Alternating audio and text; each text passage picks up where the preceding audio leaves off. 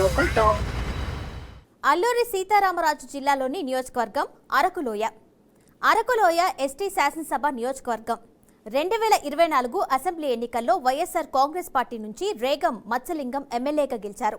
కూటమి తరపున బీజేపీ నుంచి పోటీ చేసిన రాజారావు పాంగిపై 31,877 ఓట్ల మెజార్టీతో విజయాన్ని సాధించారు. 2019 అసెంబ్లీ ఎన్నికల్లో వైఎస్ఆర్ కాంగ్రెస్ పార్టీ నుంచి చెట్టి పాల్గొన గెలిచారు. ఇండిపెండెంట్ అభ్యర్థిగా పోటీ చేసిన దొన్ను దొర సియరిపై 25,441 ఓట్ల ఆధిక్యంతో గెలుపొందారు. 2014 అసెంబ్లీ ఎన్నికల్లో వైఎస్ఆర్ కాంగ్రెస్ పార్టీ నుంచి కిడారి సర్వేశ్వరరావు గెలిచారు. తెలుగుదేశం పార్టీ అభ్యర్థి సివేరి సోమపై 34,053 ఓట్ల భారీ మెజార్టీతో విజయం సాధించారు. అరకులోయలో 2014 నుంచి 2024 వరకు వైసీపీ హ్యాట్రిక్ విజయం సాధించింది.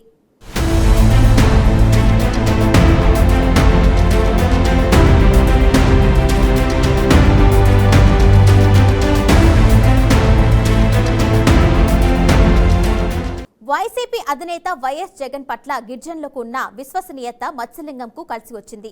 ఉపాధ్యాయుడిగా ప్రత్యేక గుర్తింపు పొందారు. నాయకుడిగా ప్రజల్లోకి క్లీన్ ఇమేజ్ ను సంపాదించుకున్నారు. నియోజకవర్గ సమస్యలపై నిరంతరం పోరాటాలు చేస్తున్నారు. నిత్యం ప్రజలకు అందుబాటులో ఉంటూ సాధారణ జీవన శైలిలో ప్రజల్లో మంచి నాయకుడిగా తన స్థానాన్ని బదిలం చేసుకుంటున్నారు. అరకులోయలో ఎమ్మెల్యే మత్స్యలింగంకు బలంగా ఉన్న అంశాలను ఒకసారి చూద్దాం.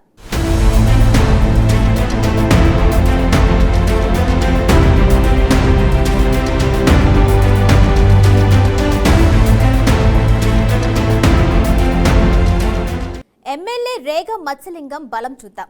వైఎస్ జగన్ పట్ల గిరిజనుల విశ్వసనీయత. గిరిజన ప్రాంతాల్లో వైఎస్ జగన్ కు మంచి గ్రాఫ్ క్రెడిబిలిటీ ఎక్కువగా ఉంది. జగన్ స్వయంగా ఎంపిక చేసిన అభ్యర్థి కావడం, పార్టీ అధినేతపై ఉన్న నమ్మకంతో గిరిజనులు మత్స్యలింగంను తమ ప్రతినిధిగా ఆదరించారు. ఇక క్లీన్ ఇమేజ్, ఉపాధ్యాయ నేపథ్యం. రాజకీయాల్లోకి రాకముందు ఆయన సుదీర్ఘకాలం ప్రభుత్వ ఉపాధ్యాయుడిగా పనిచేశారు. గిరిజన ప్రాంతాల్లో ఉపాధ్యాయులకు ప్రత్యేక గౌరవం ఉంది. విద్యావంతుడిగా మచ్చలేని నాయకుడు అనే పేరు ప్రజల్లో మంచి గుర్తింపును తెచ్చింది. ఉపాధ్యాయుడిగా పనిచేసిన అనుభవం వల్ల నియోజకవర్గంలోని స్థానిక సమస్యలపై, ముఖ్యంగా యువత విద్యార్థుల అవసరాలపై ఆయనకు పూర్తి అవగాహన ఉంది. ఇక మరో అంశాన్ని చూసుకున్నట్లయితే స్థానిక గిరిజన సామాజిక సమీకరణాలు. అరకు నియోజకవర్గంలో అత్యధిక జనాభా కలిగిన గిరిజన ఉపకులానికి ఆయన ప్రాతినిధ్యం వహిస్తున్నారు. ఈ సామాజిక సమీకరణాలు ఎన్నికల సమయంలో ఆయనకు భారీగా ఓట్లు పడేలా చేశాయి. స్థానికేతరులకు కాకుండా స్థానిక గిరిజన నేతకే ప్రాధాన్యత ఇవ్వాలి అనే భావన ఉన్న ఓటర్లు ఆయనకు అండగా నిలిచారు. ఇక మరో అంశం చూస్తే వైఎస్ఆర్సీపీ సాంప్రదాయ ఓటు బ్యాంక్. అరకు నియోజకవర్గం మొదటి నుంచి వైఎస్ఆర్ కాంగ్రెస్ పార్టీకి బలమైన కోట. 2014, 2019, 2024 ఎన్నికల్లో వరుసగా ఇక్కడ వైఎస్ఆర్సీపీ గెలవడమే దీనికి నిదర్శనం. గత ప్రభుత్వ హయాంలో అందిన నవరత్నాలు, ఉచిత సంక్షేమ పథకాలు, లబ్ధిదారుల పార్టీ గుర్తు చూసిన ఆయనకు పెద్ద ఎత్తున ఓటు వేశారు. ఇక మరో బలం చూసుకున్నట్లయితే క్షేత్రస్థాయి అనుభవం. ఎమ్మెల్యే కాకముందు ఆయన హుకుంపేట జెడ్పీటీసీ సభ్యుడిగా పనిచేశారు.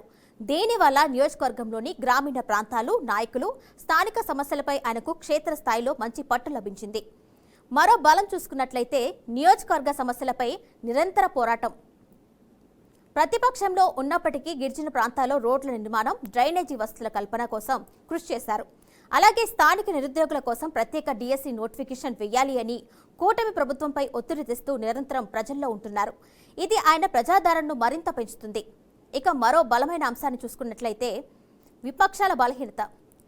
2024 ఎన్నికల సమయంలో ఇక్కడ తెలుగుదేశం, జనసేన, బీజేపీ కూటమి అభ్యర్థిగా రాజారావు పొంగి పోటీ చేశారు.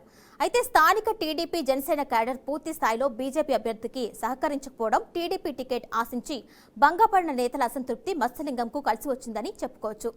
ఇక నియోజకవర్గంలో ప్రతిపక్ష పార్టీలకు ప్రజల్లో గట్టి పట్టున్న ఏకైక బలమైన స్థానిక నాయకుడు లేకపోవడం కూడా ఆయనకు అదనపు బలంగా మారింది. ఇక అందుబాటులో ఉండే తత్వం, సాధారణ జీవన శైలి. గిరిజన ప్రాంతాల్లో నాయకులకు ఉండాల్సిన ప్రధాన లక్షణం ప్రజలకు అందుబాటులో ఉంటాం. మత్స్యలింగం చాలా సాధారణ జీవితాన్ని గడుపుతూ ఎలాంటి హంగు ఆర్భాటాలు లేకుండా నియోజకవర్గ ప్రజలకు ఎల్లప్పుడూ అందుబాటులో ఉంటారు అనే మంచి పేరు తెచ్చుకున్నారు.